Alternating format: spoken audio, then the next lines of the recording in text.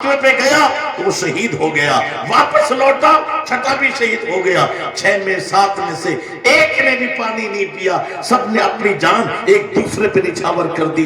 جب یہ جذبہ تھا تب کامیابی ہمارے لیے تھی، ورنہ قرآن تو آج بھی کہتا ہے وَأَنْتُمُ الْأَعْلَوْنَ إِن كُنتُم مُؤْمِنِينَ، سربلند تم رہو گے، تخت و تاج کے مالک تم رہو گے، شرط یہ ہے مومن تم ہو جاؤ۔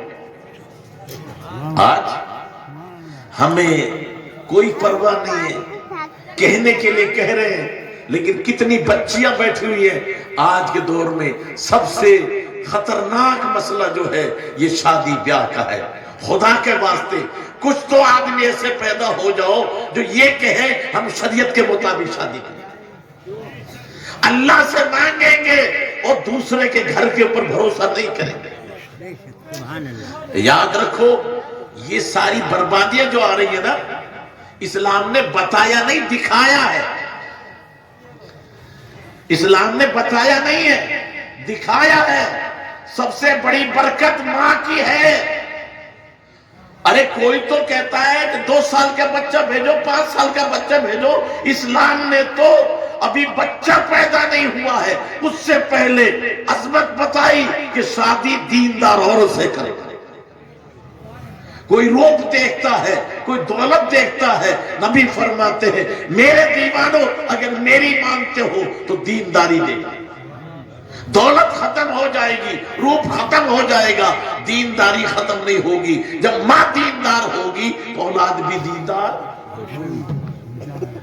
ایک بہت بڑا رئیس آدمی تھا، اس نے جب شادی کی اس کے بیٹے بڑے بڑے جج، بڑے بڑے محکموں پہ، لیکن سب تہجد گزار۔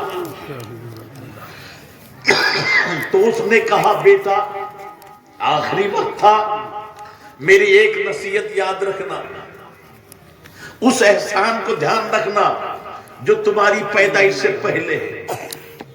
بیٹے سپوت تھے، انہوں نے کہا ابا آپ کے احسانات تو بہت ہیں، لیکن جب ہم پیدا ہی نہیں ہوئے تھے اس وقت آپ کا احسان، کہا یہی تو سمجھا رہا وہ نظر نہیں آتا، اس کا خیال رکھو گے تو کبھی بھٹکو گے نہیں۔ کہا ابا وہ کیا ہے؟ کہا وہ تمہاری ماں کی شکل میں تم پر احسان ہے۔ میرے یہاں میرا باپ بڑا مالدار تھا، بڑے بڑے عہدے آئے، بڑے بڑے آفر آئے، بڑے بڑے ہیرونی بھی آئی، اگر میں کسی ہیرونی سے شادی کر لیتا تو نچنیاں پیدا ہوتی، تم جیسے تہجد گزار پیدا نہ ہو۔ میں نے دولت کو چھوڑ دیا، غریب باپ کی تہجد گزار بیٹی سے شادی کی، جس کا صدقہ ہے کہ آج تم نے۔ میرے بھائی یہ آج ان عورتوں کا مقام آپ کو معلوم نہیں ہے۔ اللہ کی عزت کی قسم اگر یہ سدھر جائے تو پورا ماحول سدھر جائے، کیوں سب سے پہلا مدرسہ ماں کی گود ہے۔ اور یہ اسلام نے سمجھایا نہیں، بتا دیا۔ اللہ نے فرمایا اے ابراہیم اپنی بیوی اور اپنے بچے کو بیابان اجاڑ میں چھوڑو۔ اللہ تو ظلم سے پاک ہے، پھر بیابان اجاڑ میں جہاں ہریالی بھی نہیں، پانی بھی نہیں، اور چھوٹا سا بچہ، یہی تو دکھانا ہے کہ اللہ کی رحمت وہ ہے کہ دنیا تو آبادی تلاش کرتی ہے، آبادی اللہ والوں کے قدموں کو تلاش کرتی ہے، آبادی اللہ والوں کے قدموں کو تلاش کرتی ہے۔ تو وہ بیابان اجاڑ میں جب حضرت حاجرہ پہنچی ہے اور حضرت اسماعیل پہنچے ہیں تو آپ کی ایڑیوں سے آب زمزم نکلی، اور اتنا پیارا شہر بنا کہ آج اس کے مقابلے میں کوئی شہر نہیں۔ اور یاد رکھنے کے لیے ان عورتوں کا مقام بتانے کے لیے صفا مروہ کی صحیح ہر ایک پر ضروری ہے۔ اب کس کی یاد ہے؟ مولا مائی حاجرہ تو پانی کی تلاش میں دوڑی تھی، آج تو پانی موجود ہے، جواب ملتا ہے یہاں پانی کی ضرورت نہیں ہے، اصل میں ان کی ادا پسند ہے، تجھے میرا قریب بننا ہے تو میری پیاری کی ادا۔ تو اگر آج بھی اگر بڈھا بھی ہے دوڑ نہیں سکتا تو دوڑنے جیسی شکل بنائے گا۔ اب یہاں آگے چل کے دیکھو، ایمان تازہ کرو، اللہ تعالیٰ مجھے آپ کا عمل کی توفیق عطا فرمائے۔ اب یہ سمجھایا، حضرت ابراہیم علیہ السلام کو حکم دیا اگر اللہ حکم دیتا اپنے بیٹے کو ذبح کر دے تو ابراہیم علیہ السلام پکڑتے اور ذبح کر دیتے، لیکن یہ حکم نہیں دیا، بلکہ فرمایا پہلے بیٹے سے مشورہ کرنا تاکہ قیامت تک دکھائی جائے۔ یہ عورتیں جو بہانہ کرتی ہے، کوئی مولوی نہیں تھا، کوئی مدرسہ نہیں تھا، ماحول اچھا نہیں تھا، وہ ماحول گھر کا اچھا ہوتا ہے، تو اپنے گھر میں پابندی کر لے، ماحول خود بخود ادھر جائے۔ اب دے نہ یہاں کوئی مولوی ہے، نہ کوئی مدرسہ ہے، اور ماں پڑھانے والی ہے، بیٹا پڑھنے والا ہے، اور پھر امتحان ہو رہا ہے، بیٹا میں نے خواب میں تجھے دیکھا ہے کہ میں تجھے ذبح کر رہا ہوں، بول تیری مرضی کیا؟ تو بیٹے نے کیا کہا، اے ابا جان آپ تو خوشی سے وہ کام کر گزرو جو اللہ کا حکم ہے، انشاءاللہ مجھے صابروں کی لائن میں کھڑا پاؤ۔ ذرا غور تو کر، یہ نہیں کہا میں صبر کروں گا، یہ ادب کہاں سے آیا کہ صابروں کی لائن میں کھڑا ملوں گا؟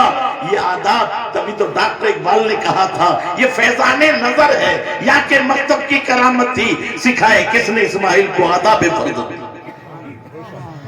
بے ادب ماں بادب اولاد جم سکتی نہیں، مادن نظر مادن فولاد بن سکتی نہیں۔ اگر جب ماں بے ادب ہے تو بادب اولاد کہاں سے جنے گی؟ اگر ضرورت ہے تو پہلے عورت ماں ادب والی ہوگی تبھی اس کی اولاد ادب والی ہوگی۔